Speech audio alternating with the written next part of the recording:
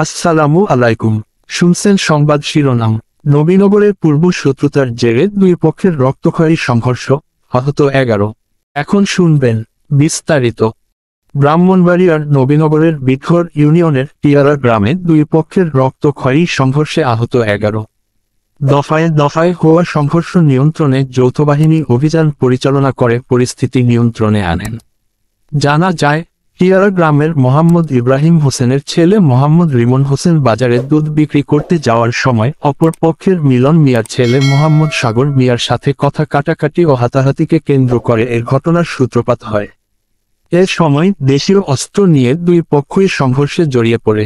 এতে টেটা বিদ্ধ ও লাঠির আঘাতে 11 জনের মধ্যে গুরুতর আহত হন 4 জন।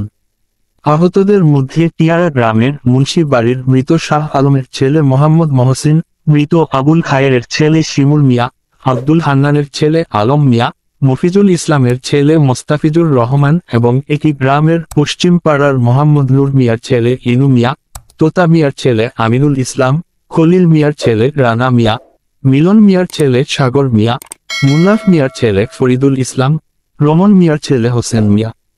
স্থানীয় ও পুলিশ সূত্রে জানা যায়, পূর্ব শত্রুতার জের ধরে এই মারামারি ঘটনাটি ঘটে। আহতদের ব্রাহ্মণবাড়িয়া জেলা সদর হাসপাতাল ও ঢাকায় নেওয়া হয়েছে বলেও জানা যায়। নবীনগর থানা পুলিশ পরিদর্শক ওসি মোহাম্মদ আব্দুর রাজ্জাক জানান, পরিস্থিতি এখন নিয়ন্ত্রণে আছে। আমরা সার্বক্ষণিক সাধারণ মানুষের নিরাপত্তায় ও সংঘর্ষ যেন আর না হয় সে ব্যাপারে সতর্ক আছি। এ ঘটনায় এখন পর্যন্ত নবীনগর থানায় অভিযোগ বা মামলা হয়নি। ব্রাহ্মণবাড়িয়া 24.news